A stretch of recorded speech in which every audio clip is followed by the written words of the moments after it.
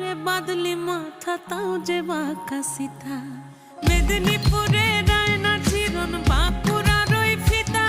আর যতন করে বাঁধলি মাথা তাও যে বাঁকা সিথা পেছ পাড়ি